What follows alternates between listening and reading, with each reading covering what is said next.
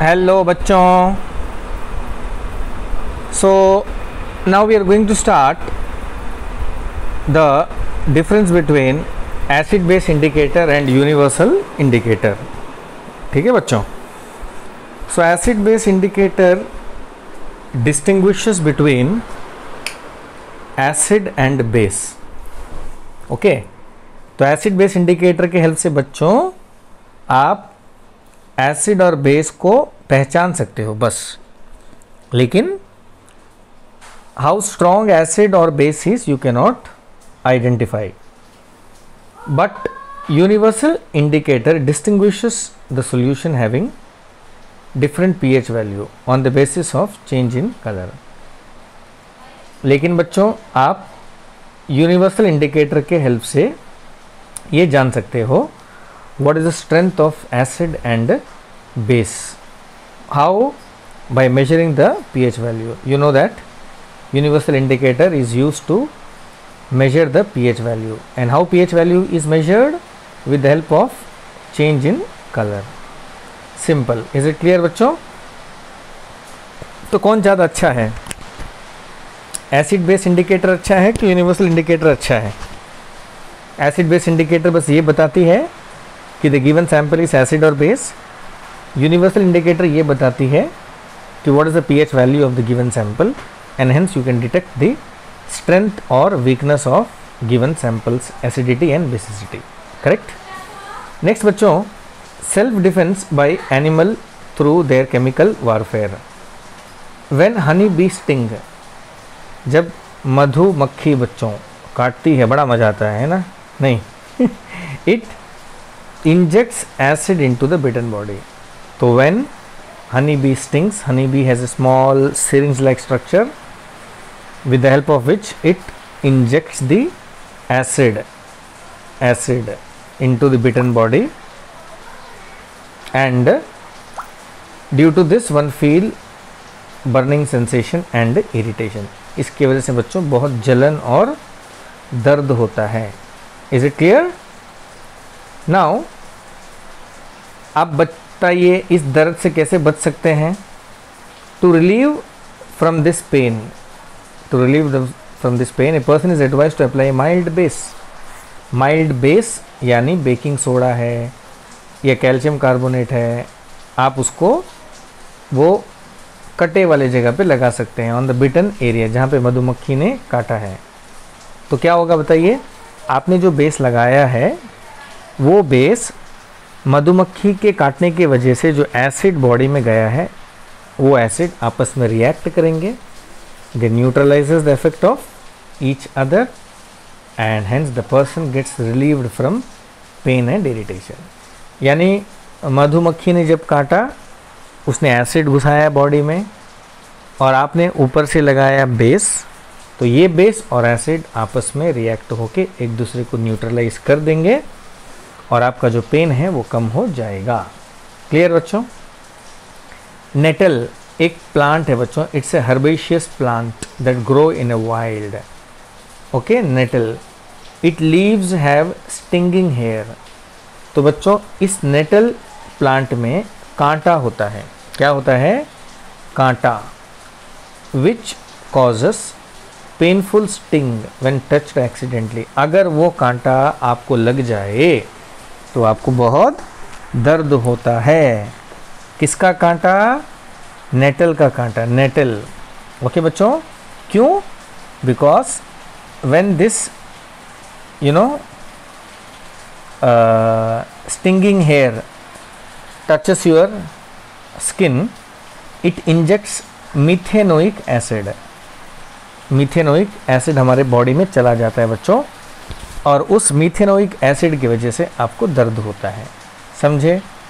So to relieve from the pain, a traditional method is to rub the area with dock plant, with the leaves of dock plant. ठीक है बच्चों, dock plant से अगर आप dog plant का leave से अगर आप उस जगह को मसल देंगे, then you get relieve from the pain. And dog plant you can find besides the nettle in the wild. Nettle plant के बगल में ही आपको डॉग प्लांट मिल जाएगा। यानी both the plant grows together in nature. So if you are getting pain due to nettle plant sting, then apply the leaves of dog plant over there, very simple, and dog plant you will find near the nettle plant। ठीक है बच्चों, समझ में आ गई ना। तो जब भी ट्रैकिंग करने जाओ, नेटल प्लांट का कांटा अगर लग जाए और दर्द होने लगे तो परेशान मत होना, डॉग प्लांट अगल बगल में ही होगा, छोटा सा होगा, उसका पत्ती को मसल के उसका रस को लगा देना। ओके, उसके रस में होता है बेस, और नेटल प्लांट के ने जो कांटा लगा आपको उसमें होता है मिथेनोइक एसिड, और ये एसिड और बेस आपस में एक दूसरे को रिएक्ट करके न्यूट्रलाइज कर देंगे। सिंपल, ठीक है बच्चों। यानी जब भी एसिड की वजह से बॉडी में दर्द होता है कहीं, आपको लगाना है base. Simple logic. Okay, now you see vinegar, some naturally occurring area. पहला है बच्चों, विनेगर में होता है एसिटिक एसिड, ऑरेंज में सिट्रिक एसिड, टैमारिंड में टार्टरिक एसिड। टैमारिंड मतलब बोलो खट्टा। एंट स्टिंग बच्चों, चींटी भी जब काटती है ना, दर्द होता है, वो होता है मीथेनोइक एसिड के वजह से, ना कि उसके दांत के वजह से। नेटल स्टिंग के पास होता है बच्चों मीथेनोइक एसिड। टोमेटो के पास होता है ऑक्सैलिक एसिड। कर्ड, ये कर्ड होगा जो कर्ल दिख रहा है, के पास होता है लैक्टिक एसिड। लेमन के पास होता है citric acid. So these are some, you can call it as organic acid. इसको क्या बोल सकते हैं बच्चों? Organic acid, because these are naturally occurring acids. ठीक है बच्चों, चलिए आगे चलते हैं, ध्यान से देखिए। You have given two solutions A and B. The pH of A is 6 and the pH of B is 8. Which solution has more H plus ion and OH minus ion concentration? Which of this is acidity and basicity? Simple बच्चों, देखिए A का pH है 6, है ना। pH 6 मतलब वो होगा acidic and that too mild, acidity mild. Is it clear बच्चों? और इसमें H प्लस का कॉन्सेंट्रेशन होगा ज़्यादा as compare to OH। Simple, समझ में आ गया ना बच्चों। Next, if the pH is 8 then it is what? Mild base, then it is base. And base रहने से बच्चों OH माइनस आयन का कॉन्सेंट्रेशन ज़्यादा होगा as compare to H plus. Clear है, right? Now see carefully, what effect this concentration of H plus ion has on the nature of solution? क्या होगा बच्चों? आप H प्लस कॉन्सेंट्रेशन को high करोगे तो वो बन जाएगा एसिड, और अगर आप OH माइनस आयन का कॉन्सेंट्रेशन को हाई करोगे तो बच्चों वो बन जाएगा बेस। वेरी सिंपल, ठीक है, आया समझ में? समझ में आ गया? तो H plus ion concentration high करोगे, इट बिकम्स एसिडिक। उल्टा बोलते हैं, H प्लस आयन का कॉन्सेंट्रेशन लो करोगे तो वो बन जाएगा बेस। ठीक है बच्चों, नेक्स्ट। सो एक्स्ट्रा एड्स देखिए, when concentration of OH minus is ion more, the solution becomes more basic, that is less acidic. When the concentration of OH minus ion is less, the solution becomes less basic और more acidic। यानी base और acid बच्चों ये दो उल्टा है। जब भी बेस हाई करोगे एसिड कम हो जाएगा, बेस लो करोगे एसिड हाई हो जाएगा। यही सिंपल चीज़ है। Next, do basic solution has H plus ion? If yes, then why they are basic? Yes, basic solution में भी बच्चों H plus ion होता है। Even after having H plus ion, they are basic because the concentration of H plus ion is very less as compared to the OH minus ions। समझे ना बच्चों?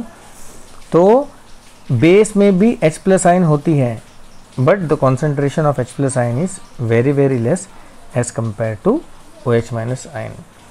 Very important, base में भी H plus ions होता है और बच्चों acid में भी OH माइनस आयन होता है, लेकिन कम। जैसे मान लीजिए, let's give you one example. जैसे मान लीजिए बच्चों कोई इंसान बुरा है, ठीक है, कोई इंसान बुरा है बच्चों, तो उसमें सारी आदतें तो बुरी नहीं होगी no, some of the habits will be having good also. और अगर मान लीजिए बच्चों कोई इंसान बहुत अच्छा है, इसका मतलब उसमें सारा आदत तो अच्छा नहीं होगा, कुछ आदतें ऐसे भी होगी जो अच्छी नहीं होगी। Am right? इसका मतलब क्या हुआ कि एसिड में H प्लस आयन ज़्यादा है, OH माइनस आयन कम है, और बेस में OH माइनस आयन ज़्यादा है और H प्लस आयन कम है। बस बच्चों याद रखना एक सिंपल चीज़ को, ठीक है। Next question, you will see that under what soil condition do you think farmer treat the soil of his field with quick lime or slaked lime or chalk।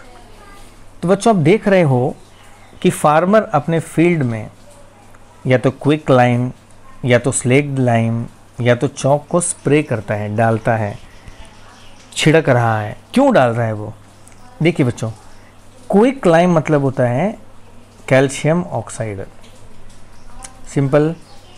Slaked lime मतलब होता है calcium hydroxide, simple.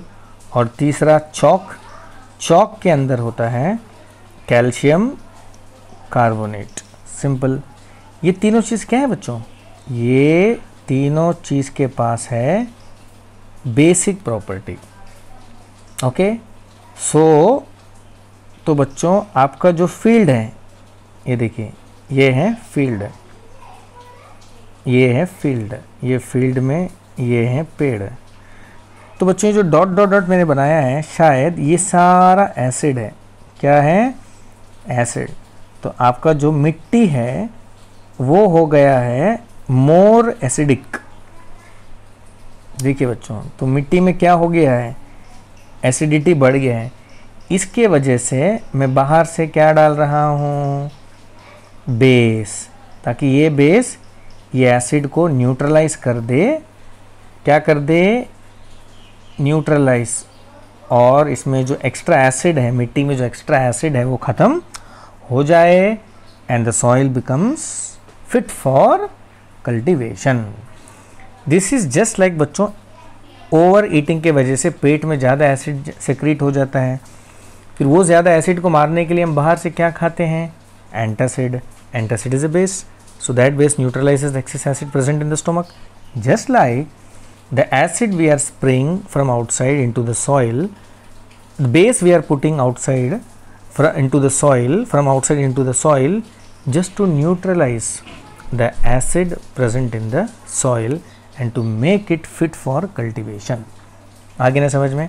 अगर farmer बाहर से base डाल रहा है अपने सॉइल में, तो समझ जाना उसके सॉइल में एसिड ज़्यादा है। और अगर फार्मर बाहर से एसिड डाल रहा है अपने फील्ड में, तो समझ जाना उसके फील्ड में व्हाट? बेसिक ज़्यादा हो गया है, जिसके वजह से वो उस बेस को न्यूट्रलाइज करना चाह रहा है। फंडा समझ में आ गया ना बच्चों? Very simple. So here the soil condition are more acidic than the required level for cultivation. On treating such soil with quick lime or slaked lime or chalk, the excess acid present in the soil get neutralized and the soil becomes fit for cultivation. Simple. ठीक है बच्चों, समझ में आ गया ना? Next question, strong acid. What is strong acid? देखिए बच्चों, acid that give rise to more H plus ion on dissolving in water are said to be strong acid. So those acid जिसमें H प्लस आयन बहुत ज़्यादा बनते हैं in aqueous form when you dissolve in water, तो such soil is called strong acid. Example H2SO4, HCl, HNO3. उसके बाद weak acid मतलब क्या है बच्चों? सिंपल है, acid which give rise to less H plus ion on dissolving in water are said to be weak acid. ये उसके example है बच्चों. Next is strong base. Base that give rise to more number of OH minus ion in aqueous form are said to be strong base. Example NaOH, ठीक है ना बच्चों, these are the examples. Now next is see carefully weak base. Weak base से पहले बच्चों होगा strong base. So what is strong base? Base that give rise to more number of OH minus ion in aqueous form are said to be strong base. Aqueous form मतलब पानी में घुला हुआ है। तो जब किसी भी चीज़ को आप पानी में घोलेंगे और अगर OH माइनस आयन बहुत ज़्यादा जनरेट हो रहा है, then you will call it as strong base. Okay बच्चों, नेक्स्ट वीक बेस किसको बोलेंगे? Weak base, base that give rise to less number of OH minus ion in aqueous form is called weak base. Example milk of magnesia है, baking soda है। Okay, this all are weak base. Next बच्चों आगे बढ़ते हैं। Next बच्चों we are going to see very important topic, that is important salts. So अब बच्चों हम चैप्टर के नेक्स्ट मॉड्यूल में आ गए हैं, जिसमें we are going to study the preparation of salts. So we are going to study about the preparation and features and properties of common salt, bleaching powder, baking soda, washing soda, plaster of Paris. एक एक करके पढ़ेंगे बच्चों, ठीक है। Bleaching powder का जो chemical नाम है बच्चों वो है कैल्शियम ऑक्सीक्लोराइड है। देखिए नाम देखिए, Ca फॉर कैल्शियम, देखिए ये हो गया कैल्शियम, ये हो गया ऑक्सी और ये हो गया क्लोराइड। सो कैल्शियम ऑक्सीक्लोराइड है, ठीक है, समझ गए बच्चों। नेक्स्ट इज बेकिंग सोडा, ये है बेकिंग सोडा। क्या नाम है बच्चों? Na stands for sodium, HCO3 stands for hydrogen carbonate. तो बेकिंग सोडा का दूसरा नाम होना चाहिए सोडियम हाइड्रोजन कार्बोनेट, नाम से पता चलता है ना बच्चों। सोडियम, ये है सोडियम हाइड्रोजन कार्बोनेट। नेक्स्ट बच्चों वॉशिंग सोडा। वॉशिंग सोडा का नाम बताइए? Sodium carbonate. ये 10 मतलब है डेका। 10 मतलब क्या है बच्चों? डेका यानी 10। और H2O मतलब हाइड्रेट। H2O मतलब हाइड्रेट, याद रखिएगा बच्चों। Is it clear? तो वॉशिंग सोडा का फॉर्मूला हो गया sodium carbonate Deka hydrate. Next is plaster of Paris बच्चों। प्लास्टर ऑफ पेरिस का कैल्शियम केमिकल नाम क्या होना चाहिए? Ca stands for calcium, SO4 stands for sulphate, half stands for hemi, ठीक है बच्चों, हेमी मतलब half, and H2O stands for again same name, what is that? Hydrate. एकदम क्लियर है बच्चों, आ गया समझ में? तो ऐसे करके सबका नाम है। चलिए थोड़ा सा रिवीजन कर लेते हैं। तो ब्लीचिंग पाउडर का नाम क्या होना चाहिए बताइए? Ca stands for calcium, O stands for oxy, Cl stands for chloride. Next baking soda का Na stands for sodium, HCO3 stands for hydrogen carbonate. Washing soda का formula Na stands for sodium, CO3 stands for carbonate, 10 stands for deca, H2O stands for hydrate. तो sodium carbonate Deka hydrate. Next बच्चों Ca stands for calcium, SO4 stands for sulphate, half stands for hemi, H2O stands for hydrate. Calcium sulphate hemihydrate. So these are the formulas, ठीक है बच्चों। Now we are going to see now the preparation of NaOH, ठीक है बच्चों। NaOH में तो क्या होता है? Sodium hydroxide. सोडियम हाइड्रोक्साइड का और एक नाम है बच्चों alkali, because it is a base which is soluble in water. It is a base which is soluble in water. Okay बच्चों, अब देखिए NaOH is prepared by passing electricity through an aqueous solution of NaCl brine. Aqueous solution of NaCl मतलब NaCl को पानी में घोलना है, उसको बोलते हैं ब्राइन। और उस ब्राइन में आपको इलेक्ट्रिसिटी पास करवाना है बच्चों, इलेक्ट्रिसिटी पास करवाना है। Then brine undergoes electrolytic decomposition reaction. Brine undergoes electrolytic decomposition reaction. और chlorine gas is given off at anode, hydrogen gas is at cathode. और NaOH बच्चों बनता है near cathode. So this process is called chlor-alkali. क्लोर क्यों बच्चों? क्योंकि यहाँ chlorine gas बनता है। एल्कली क्यों बच्चों? क्योंकि NaOH को बोलते हैं alkali. So due to the formation of chlorine gas and an alkali. आया बच्चों समझ में अच्छी तरह से? तो ध्यान से देखिए, मैं आपको डेमो करके दिखाता हूँ। ये ले लीजिए, टेस्ट ट्यूब ले लिए, ये है नमक, जो डॉट डॉट डॉट डॉट मैं दिखा रहा हूँ बच्चों, ये क्या है? नमक। अच्छा से देख लिए। चलिए, उसके बाद ये जो मैं दिखा रहा हूँ ये पानी।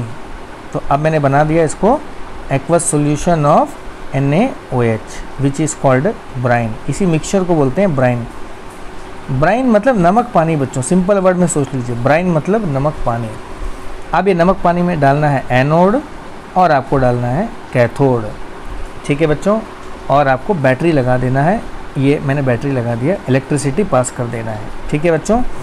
तो इलेक्ट्रिसिटी पास करते साथ ही this brine will undergo electrolytic decomposition reaction, ठीक है बच्चों। और आपका जो क्लोरीन गैस है वो बनेगा एनोड में, और आपका जो हाइड्रोजन गैस है वो बनेगा कैथोड में, और आपका NaOH बनेगा कैथोड में, नियर कैथोड, ठीक है, क्लियर एकदम। इस प्रोसेस को बोलते हैं क्लोर एल्कली। Very very important. क्यों बच्चों क्लोर एल्कली? ये क्लोरीन के वजह से क्लोर नाम पड़ा है, NaOH के वजह से ये एल्कली नाम पड़ा है। So we call it as a chlor alkali process. Is it clear my dear students? चलिए अब बात करते हैं what is the uses of chlorine and hydrogen. Okay, तो वेरी वेरी इंपॉर्टेंट, अच्छा से पढ़ लीजिएगा बच्चों। So next is we are going to see reaction. देखिए रिएक्शन भी यहाँ पे लिखा हुआ है, ठीक है।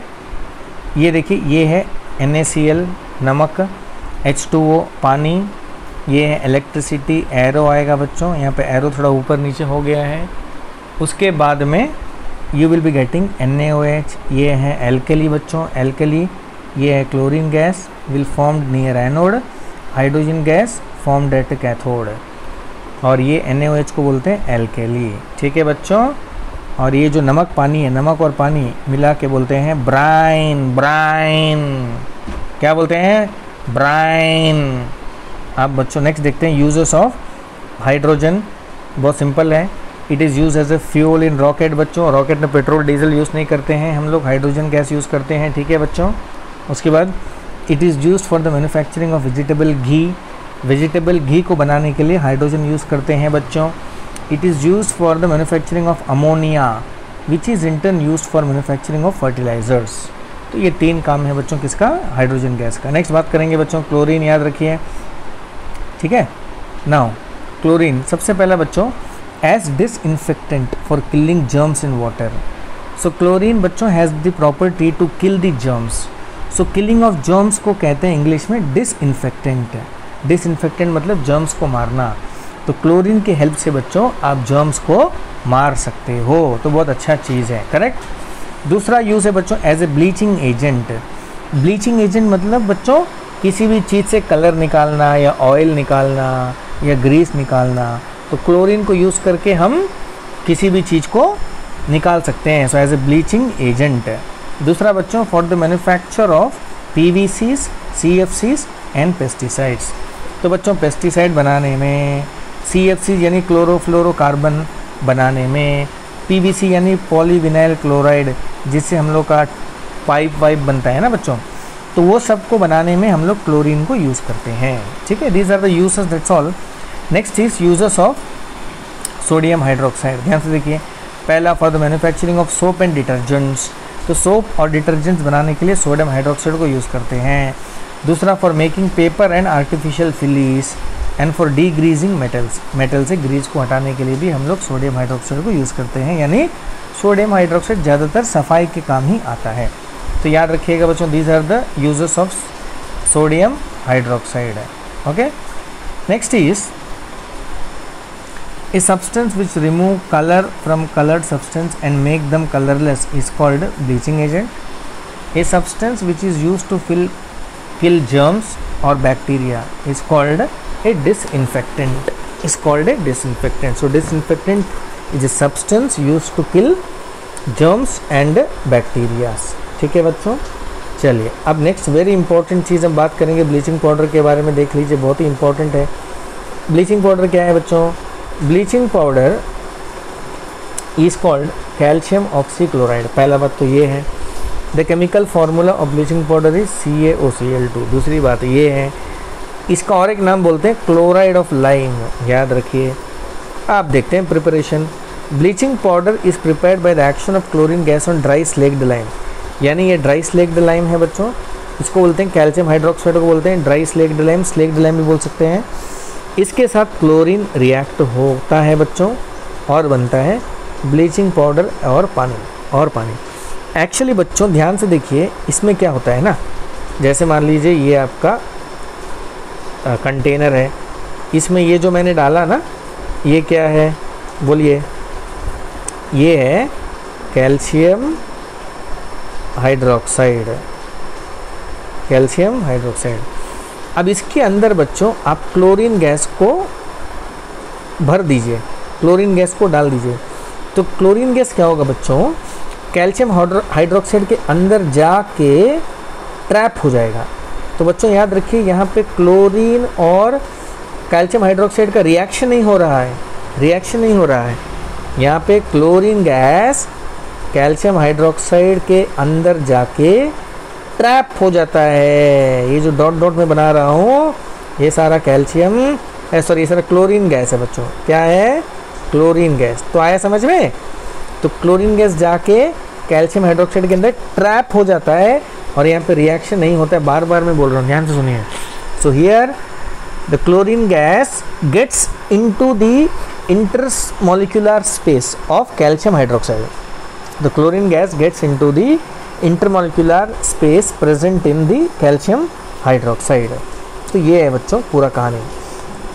तो ये बन जाता है आपका bleaching powder. Bleaching powder very important, simple है बच्चों बोलना एकदम। कैसे बोलेंगे बताइए? Bleaching powder is prepared by the action of chlorine gas on dry slaked lime. ये है स्लेक्ड लाइम, ये है क्लोरीन गैस, ये है ब्लीचिंग पाउडर और ये है पानी। बस 4 चीज़ें, बीच में एरो, इतना याद रखिए बच्चों, ठीक है। एरो यहाँ पे आएगा, एरो ऊपर चला गया, एरो यहाँ पे आएगा। नेक्स्ट बच्चों very important, use of bleaching powder, ठीक है। अब देखिए क्या क्या है। पहला, for bleaching cotton and linen in textile industry, for bleaching wood pulp in the paper industry, as an oxidising agent in many chemical industries, because calcium देखिए oxychloride है ना बच्चों।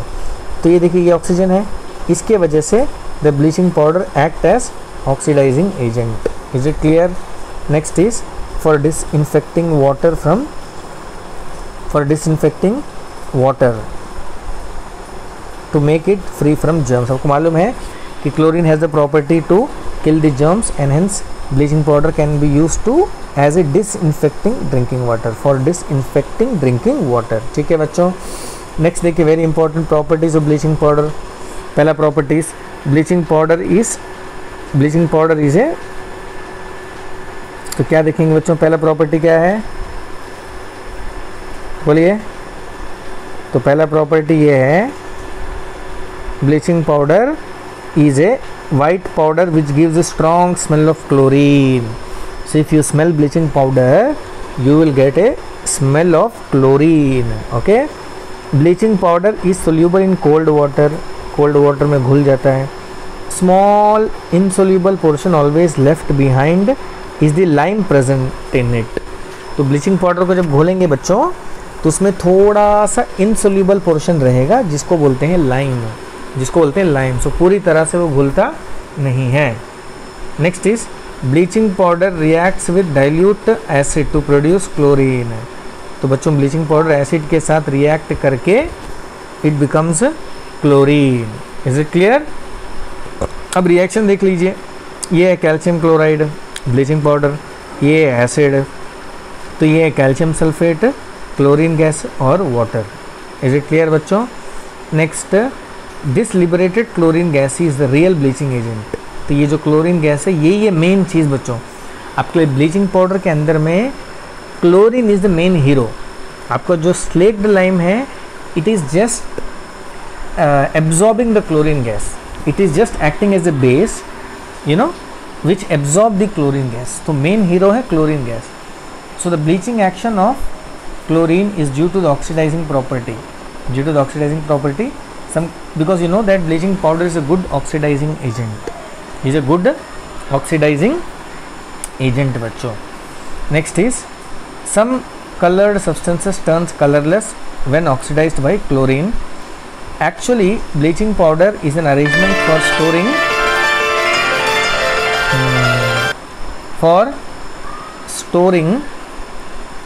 क्लोरीन। मैंने बताया था कि ब्लीचिंग पाउडर के अंदर में क्लोरीन को हम लोग स्टोर करते हैं, ठीक है बच्चों। And chlorine is a good oxidising agent, अच्छा से याद रखिए, chlorine gas is a good oxidising agent. This is because chlorine gas itself is difficult to store and utilise. तो हम लोग क्या करते हैं, क्लोरीन को कैल्शियम हाइड्रोक्साइड के अंदर यानी ड्राई स्लेट लाइम के अंदर में स्टोर कर देते हैं। बच्चों अगर आप क्लोरीन ब्लीचिंग पाउडर को खुले में रखोगे, if you keep the bleaching powder in open space, what happens, all the chlorine gas will release out. तो जितना भी क्लोरीन गैस है बच्चों वो बाहर चला जाएगा, leaving behind what, slaked lime. देखिए बच्चों ये है CaOCl2, ठीक है। अगर आप इसको खुले में रखोगे तो ये जो क्लोरीन दिख रहा है, ये आपका चला जाएगा एयर में, इसीलिए ब्लीचिंग पाउडर को कभी भी खुला में नहीं रखना चाहिए, हमेशा बंद करके ही रखिए, ओके। और ये जो क्लोरीन गैस है, it is a very good oxidising agent. ये क्या है बच्चों, ऑक्सीडाइजिंग एजेंट बहुत बढ़िया है, ठीक है। और ये जो क्लोरीन गैस है ये जर्म्स को मार सकता है पहली बात, और दूसरा कोई भी कपड़े से कलर को भी निकाल सकता है, कलर को भी रिलीज़ कर सकता है। आई बात समझ में बच्चों, तो इसको दिमाग में बढ़िया से रखिएगा। चलिए आगे बढ़ते हैं, ध्यान से देखिए। Next is baking soda. तो बच्चों नेक्स्ट क्लास हम कवर करेंगे बेकिंग सोडा। तो आज के लिए इतना ही काफ़ी है, तो बढ़िया से नोट्स लिख लीजिए, अच्छा से समझ लीजिए, ये बहुत कॉम्प्लेक्स टॉपिक नहीं है, सिंपल टॉपिक ही है। इज़ इट क्लियर बच्चों? So that's all for today's class and hope to meet you in the next class.